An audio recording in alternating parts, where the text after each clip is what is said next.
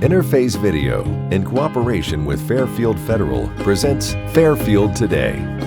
Brought to you by Fairfield Federal Savings and Loan, Fairfield Medical Center, Fair Hope Hospice and Palliative Care, the Frankie Smith Funeral Home, Fairfield County Adam H., Dagger Law, and the Fairfield County Board of Developmental Disabilities.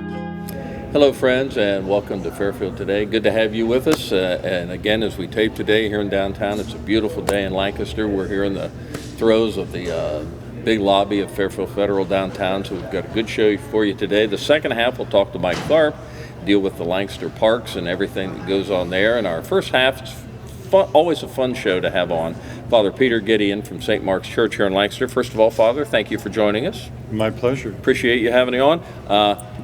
And I guess you were the one that first told me when I found out years ago that you were into beekeeping, is that a lot of priests, this is a hobby for them because they have some time to look for something to do.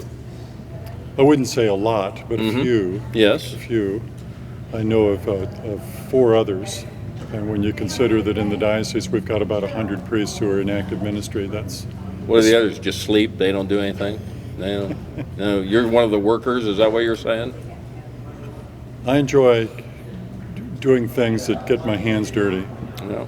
Some don't. Yeah, I understand. Yeah. Well, again, beside the obvious things that Father Gideon does out of St. Mark's, he's a beekeeper, and that's really what drew us to have him on. It's been, I don't know, probably a couple years since you were on here before, well before the pandemic ever hit, and we talked about all this, and he's brought some cool things here to talk about, but let's kind of lay a little basis here. The last year and a half been pretty tough on beekeeping with this pandemic, or has it made any difference at all? The last year and a half for me have been, I would say, normal. Okay. I generally have about 18 hives. I generally lose 5 or 6 in the winter for whatever reason, and there's a whole issue there. Up until 15 years ago, I almost never lost anything in the winter, and that's true with other beekeepers, and we don't know exactly what. This is part of that thing we talked about before where bees were dying off, and it was a real fear for quite a while about the whole food chain thing. Yes, and it still is. Yeah. And we don't know whether it's a nutrition issue or whether it's a parasite issue. We know that there are nutrition issues. We know there are parasite issues. So why the change somewhere 10, 12, 15 years ago over what the previous experience was? Typically, though, 18 hives going into winter, 12 hives survive, and a beekeeper can either try to divide hives or let nature produce swarms that enable you to restock the equipment. Or there's the option also of purchasing bees from suppliers who tend to headquarter in Florida, Georgia, Mississippi, all along the Gulf Coast. Those bees typically have a different genetic makeup and a different pattern of working. So one favors getting swarms because they're feral, they're acclimated to central Ohio. And even in the last couple of years, though I've kept bees now for 45 years, I've learned a couple things when a call comes in. Are you the beekeeper? Yes. I have a swarm. Would you like to come and get it?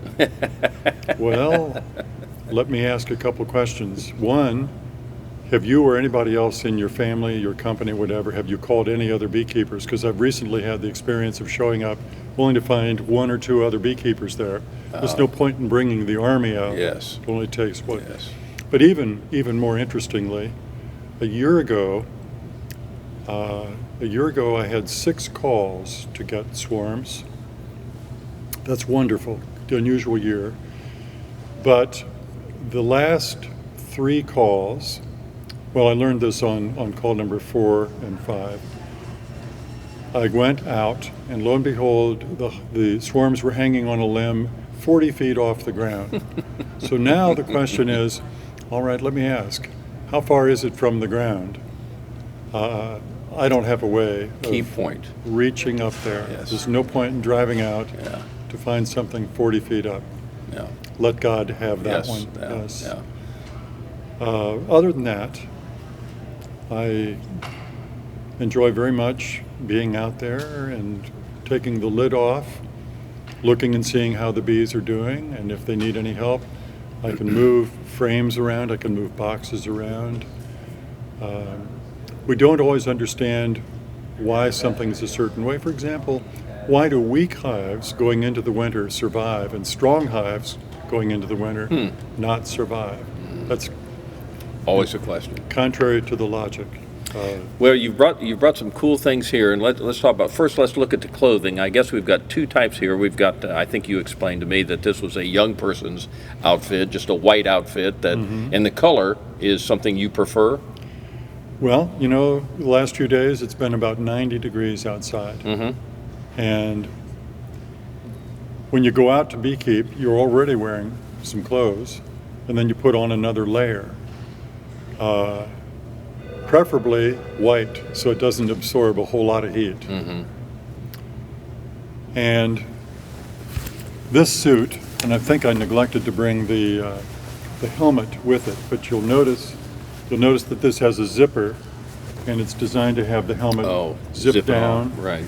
And it's a coverall, and I'm holding it full height. So this would be for either a very small adult Yes. or for a child who might be 8 or 9 or 10 years old. Okay. And then I see one over there that perhaps is more your speed. I would say you're much more into the colorful outfit. You think I'm a colorful individual? Well, I do believe that. I do believe that. So you've got some things here that a little more colorful. Well, I was perusing a beekeeping catalog a couple years ago, and I saw this outfit which was in a child size, and then I noticed that there was one that had this print pattern to it. This one actually has the veil already zippered on, and I've not actually found anyone who's ready to put this on. I've thought that it would be a young lady's, and I've had some parents or grandparents come in with some children who were willing to observe the bees without the protection of a suit. Really? And they didn't get stung, but they might have preferred. I understand. Good to have that ready. But so they put the outfit on, and then there are gloves that also protect the hand. These are leather, and they come up to the elbow. Very nice. But if you know some young lady who's willing to model that for me, I'd be glad to take her out to the field, or even just here in the lobby of the. If I get anybody, I'll call you personally. All right. All right. And now I saw a little thing. It looked like a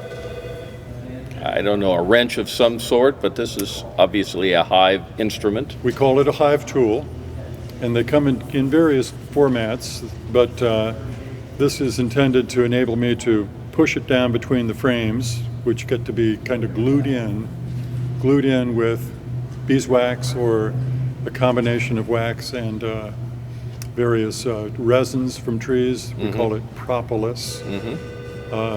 So you need to have some way to get the frames out of the hive in order to look at them, and this gives you a prying ability and a wedging and separating ability.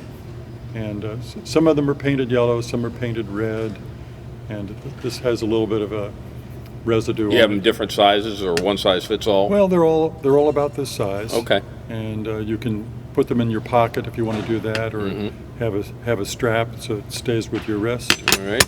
And the one piece of equipment that at least is familiar to me is I don't know what, some kind of smoking. It's called a smoker. Okay. Called a smoker, and it has a fire chamber. Let's hold it up here. So go ahead. Well, I'm going to use my prying tool. It's a little bit stuck down. There we go. Okay. Hold it up And here. I either put burlap in there, and I try to get burlap that's made of natural fiber rather than a polyester. It produces a very different smoke. You build a fire in there, or I use cardboard. And when I cut the cardboard, I cut it in strips so that the fluting, when I put it in here and I roll it up in a roll, the fluting is in the vertical, so it works like 100 chimneys in there. Okay, very good. So you build the fire in there, and this is a bellows, and it blows the air through there, and when the fire is burning and the lid is down, Comes out that. Okay. it comes out here. And the idea of the smoke is that when, by instinct or by millions of years of experience, when the bees smell smoke, they immediately go to where the honey is stored, and they begin to take the honey out, put it in their stomach, as if they might need to evacuate. The hive is being threatened, perhaps, by a grass fire or whatever, forest fire. They're getting ready to evacuate. When they're doing that, they're not thinking about me. And that's what you want. That's what you want. It's call it a sedative, but that gets them busy, thinking about evacuation, and the beekeeper comes in and life is sweet. So we talked about, I guess, a couple of years ago when I had you on last about, again, all the talk back then was all this bees dying off, no real reason for it, nobody could figure it out.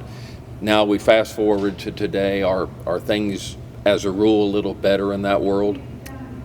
I don't think so. Really? I think they're just as Still dire. threatening. Still threatening. And it's not just in this country. It's across the face of the earth. Beekeeping associations in Europe are also facing the same issue and trying to figure it out. One theory is a lot of bees are used to pollinate crops. And beekeepers will offer a service where they'll bring not just a hive, but let's say 20 or 50 or 100 hives to a particular location to pollinate orange groves, or I've both read and heard recently that almond growing is such a lucrative thing that in the San Joaquin Valley of California and a larger stretch, so many trees, so many almond trees have been planted which require pollination that you really wouldn't have enough bees if you took every hive in the country and moved it there. Somebody has said, well, I'm going to plant my almond tree plantation and life will be great, without thinking about the need. Yeah. Bees, when they're brought in to pollinate, work that one crop. It's one's, but it only lasts for a couple weeks. No matter what the crop is, it's a couple weeks. Then the bees are moved somewhere else. And they need to get both pollen, which is protein, and nectar, which is carbohydrate, to have a complete diet. But it's not a broad nutritional source. It's a narrow, so they might be working just 3 or 4 different things, and the theory is they're not getting good nutrition, and therefore that their immune system becomes weak. Complicated process. That's a theory. Yeah. We haven't seen any doctoral dissertations on that issue just yet. Well, it's I guess it's something you'll continue to work on and something to read about, and the beekeepers around the world will be working on that project. Good luck on that, because I know in the natural order of things, it's very important to what you do and what the bees do in this entire process. And maybe I'm not totally tuned in, and maybe 1 or 100 of your viewers will get back and say, tell Father Gideon that there's some final research on this issue. We hope that's the case. Father Peter Gideon here, who along with his day job is a beekeeper here and very knowledgeable about all this stuff. We appreciate your coming on, sharing, imparting your wisdom with us. I hope it's wisdom. It was wisdom, and we appreciate it. Thank you, sir. You're welcome. Thank you. Father Thank Peter you. Gideon with St. Mark's with us and talk about beekeeping. We'll be back in just a moment. Fairfield Federal. When it comes to our customers and our community, we go above and beyond to help. Our people make the difference. It's a hometown bank. It's located here in Fairfield County. Branches are convenient. They're located here in Pickerington, where my office is. I'm in Lancaster a lot, and they have plenty of branches there. And I much prefer dealing with the hometown banks rather than the larger nationwide chain banks. So far, everybody's been so personable, and for us to bank with the local bank, and we bank in Lancaster, it's been so wonderful because we'll call somebody, Steve will call somebody, and they'll get back to us right away, or they'll say, okay, we're going to make a decision in the basement tomorrow, and they'll get back to us, rather than calling a bigger bank where we had to wait, and we didn't always get the same person the next time we called for a investment banking opportunity, or getting something appraised, any of those kind of things. Everybody is very customer friendly. A lot of times I'll bring my dog Bear with me, and the staff love him here, and of course he loves them and the treats that he gets. So it's just a nice kind of a family type environment. Personal or business banking, whatever you need, we take it seriously because we know you do. Stop by today at any of our 3 locations and see why the difference is clear. Fairfield Federal Savings and Loan specializes in banking that revolves around you. Member FDIC, Equal Housing Lender. Welcome back to Fairfield Today. Thank Father Gideon coming in and giving us a nice sketch there on the world of beekeeping. I just find that fascinating. I guess when I was a kid on my paper route out on Spring Street here in Lancaster, there was somebody, as I was a kid, that was a beekeeper, and I was scared to death. That's all I remember. I was little. I didn't want anywhere near it, but it was just like a car wreck. You couldn't look away. You wanted to get drawn to it. So I've always been kind of fascinated by beekeeping. So I appreciate him coming in and talking so eloquently and knowledgeably about beekeeping. And speaking of eloquence and knowledge, it's a pleasure to have on Mike Tharp, the director of the Lancaster Parks and Recreation. Now, is that a segue? Is that smooth? I'm in awe. And I've done my job here. We should just drop the mic and walk away because it can't get any better than this. Thank you. Mike Tharp with the Lancaster Parks and Recreation here, director, and always fun to have on because we can talk about 1,000 different things that the parks are involved in. I am always in awe of how many pies the parks has their finger in. It's almost anything in town. Well, the parks are doing this, or the recreation department's doing that. Any area of town, east, west, north. I mean, you guys got it covered. You know, I every day it's like, what have I gotten myself into again? But you know, if you think about it, and you as a taxpayer or any of the taxpayers, that's my job. That's our job as the park system. It's to keep people engaged. It's to keep this community on its toes going, what can we do next? It's what we're supposed to do. And that's, every time I think about it, it's like, oh wow, I've gotten us into something else. But it's like, that's our charge. That's our job. Because there's things that would be lost to this community over the years that other groups or organizations are dropping things, and somehow they say with the parks, and bang, I don't know if you know what the word no means. That may be the one word you don't know what it means, but the parks always takes it on, and you always do such a stellar job. Thank you. And I take that to heart because again, that's our charge. That's what we're supposed to do. We're supposed to take on those leagues that went kingdom building years ago, and started their own little program, and it become part of Lancaster's fabric. And now all of a sudden they're having financial issues, and they come back to us and say, hey, we're going to have to fold this. Would you want to take this league on? And it's like, you're darn right I do, because the Lancaster Youth Football was the perfect example. 59 years they've been in existence. They were Parks and Rec originally. They went on their own for a while, and now we're flying this umbrella. So what's the choice? Drop off or keep it going? It's keep it going. Yeah, it's what we owe this town and this community. Keep it going. We've got a lot of things to talk about. Again, there could be so many things we'll talk about. We'll talk about a bunch of, but a couple of weeks ago, the July 4th was back at the fairgrounds after a year off. It was back. A huge, fabulous day. Just give me a real quick thumbnail sketch. What a night. I got goosebumps just thinking about it again. Oh, man. Oh, man. It's crazy. It's one of the most spectacular displays of fireworks anywhere. I don't care where you look in across this country and this great nation. That was completely off the hook incredible. Yeah. I think about it and I get goosebumps because as we were talking, the level keeps at the end in the finale, the intensified feeling of building and building and building. It just keeps going to a point where you become, it can't get any better, and then it does. Wow, hats off to that entire group and what they do for this city. Do you city. get to listen to that from your house, or are you over at the fairgrounds? So in my yard, the Parks house right there at the corner of Fair and High, you actually have to get a recliner. Because everything's or a on neck you. brace. Yeah, you're on the front row of a TV screen that's right there. We're actually in the fallout zone. The fallout zone that they cordon off for the mountain fireworks, we're right there on that crazy edge of it, and you have to look straight up. Wow, what a front row seat, and what an amazing job. Yeah.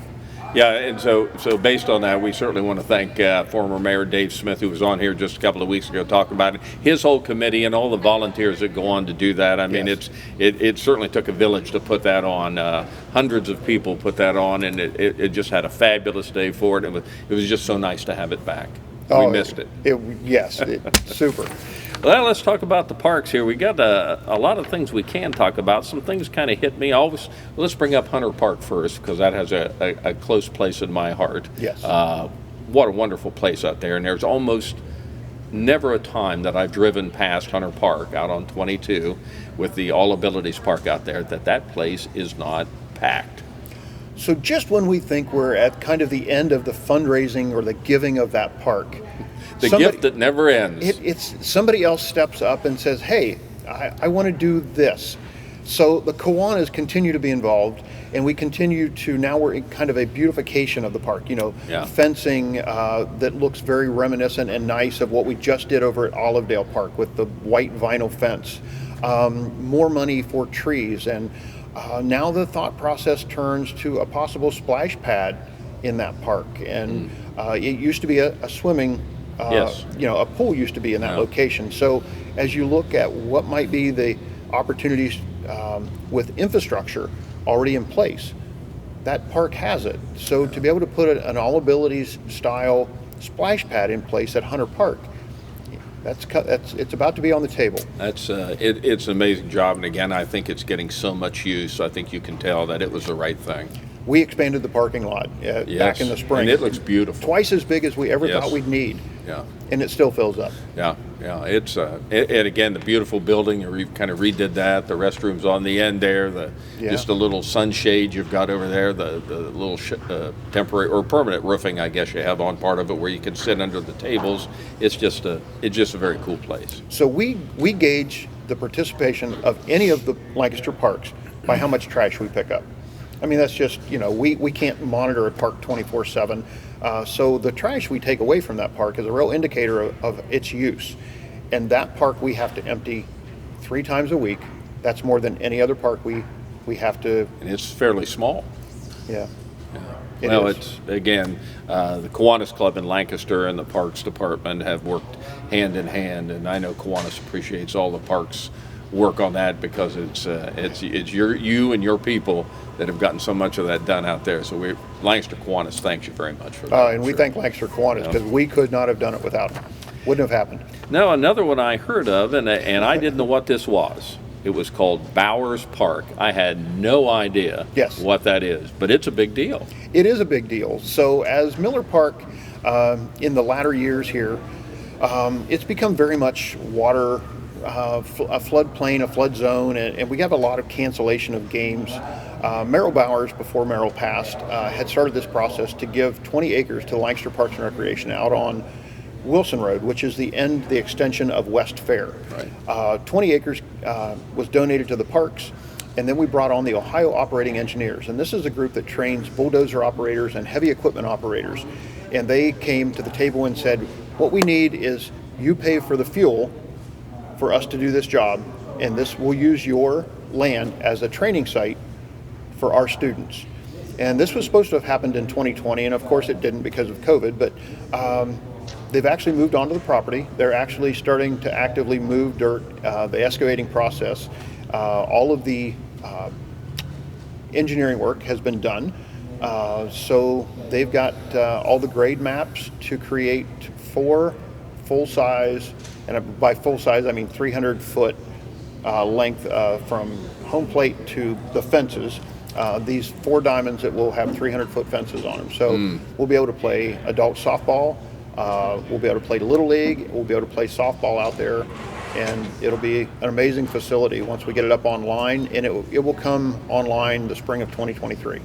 So it's coming up quickly. It is. Yeah. In the parks world, that's a pretty quick turnaround. Yeah, that's amazing. A couple of weeks ago, you were down on the bandstand. You emceed that, you opened that up, and I think the community band was there that week. But one of the things I heard you talk about was the pool situation. You got some things that have kind of creeped into that a little bit that have changed some of your plans. It did, and so staffing has become an issue all across this country with swimming pools this summer. We had to reduce the days per week that we open Miller Pool and the hours of operation. And the reason we did it with Miller is because we see Tuesdays and Thursdays with less than 20 people at that pool. So it's like, well, that's an opportunity to save our staff and to be able to kind of reposition them at other pools during that time or other days of the week. So we did. We made the conscious decision to reduce the opening of Miller Pool by 2 days, Tuesdays and Thursdays. We closed the pool. We limit operation from noon to 4, 3 days of the week, and then we're keeping it open on the weekends, just like normal, from noon to 6 and 1 to 6 on Sunday. We started this year with 23 certified lifeguards. We're down to 11 that want to work. So we had to make some tough decisions, but the important thing is we're still open. We're still open for business. We're still keeping the pools going for anybody that had a pool pass for Miller. That's we honor them right. at Tiki Pool. So moving forward. Well, I know somebody like me who has always been such a big advocate for Miller Pool and the wonderful things you've done over there. I'm sure this hurt you even to do this, to shut it down for a couple of days, because that's something you've invested a lot in, time, money, and sweat, and but I'm sure it was the right call. Yeah, and part of that, and this is crazy, but part of the conscious, kind of the mental process of this is, what's Paul going to think of this? It really does, because you grew up on the west side, and what that pool means to you means something to me. And Perlene Ruffett, that is in that pool every day. Yeah. So those personalities weigh heavy on when we make a decision like that. What's the public perception? How's this going to be perceived? Yeah, I'm sure I can speak for Perlene. She knows the parks inside and out. She's a huge advocate. So we know it's a tough decision to make. Boy, look at soccer. You talked about youth football. Yes. Flag football. I mean, it's just never ends for the kids. And we've never seen so many kids engaged in. Really? Oh, yes. We had more than 1,000 kids in spring soccer. We had 117 kids playing flag football. This is out on East Main? It is. Yeah. We'd never had spring flag football. 117 kids signed up to play that. On top of the 1,000+ kids that were playing, we had 82 teams playing soccer in the spring. Can you attribute that to anything? Just the year off? Yeah. That's where we're going. It's the year off. It's people wanting to get out. Ready to get back. Yep. Wow, that's amazing. Shelter houses up and running? Shelter, yes, and they are booked for the rest of the summer. I don't think there's any open dates left. Really? Yep. And again, I'm sure that is direct correlation to just not having them open at all, and then now everybody, I got to get my date this year. Yes, you're exactly right. Yeah. That's all we can attribute it to, because we've never seen a run on any of our programs like this. Everything we put online as far as a registration process fills up in such a short period of time. The camps at Alley Park, just like that, they were full. Another one I saw that I didn't know, and this will be the last one we'll have time to get for, is rock climbing at Keller Kern Park up there. July 17th, yes, was the opening of this thing. Is rock climbing at Keller Kern. So it started as bouldering. Bouldering is a process where you use a mat and you put under and you free climb, like an 8-foot, 10-foot span. Okay. Very not very tall. And then it expanded as they moved on down around the corner, and they kept developing this. It became rappelling, and it became rock climbing of more than bouldering. So the Central Ohio Climbers Coalition was a partner in this, and they're the one that kept pushing us to open it up. They're the entity that drives this, and it's something special. I didn't realize how big the program is or the sport is, but I do now. And it's going to bring people in from all over the state of Ohio to Keller Kern Park. So other than the things we've talked about, nothing going on? Pretty calm. And the list I sent you was probably 3 times that. It was. We barely scratched the surface. Mike Tharp with Lancaster Parks and Recreations. You guys, good thing you have this huge staff, because you guys just do a terrific, I'm kidding about that. It does not have a huge staff. But you guys such a terrific job all around the community. So much thankful news on that. It's we're just pleased to have, and again, Rising is always one of my favorite parks in the world right here. So thanks for all you do and keeping the city a wonderful place. Thank you. Big part of it. Thank you. Thanks. Appreciate it. Mike Tharp with Parks and Recreation. Thank you for joining us on Fairfield Today. Interface Video, in cooperation with Fairfield Federal, presents Fairfield Today. Brought to you by Fairfield Federal Savings and Loan, Fairfield Medical Center, Fair Hope Hospice and Palliative Care, the Frankie Smith Funeral Home, Fairfield County Adam H., Dagger Law, and the Fairfield County Board of Developmental Disabilities.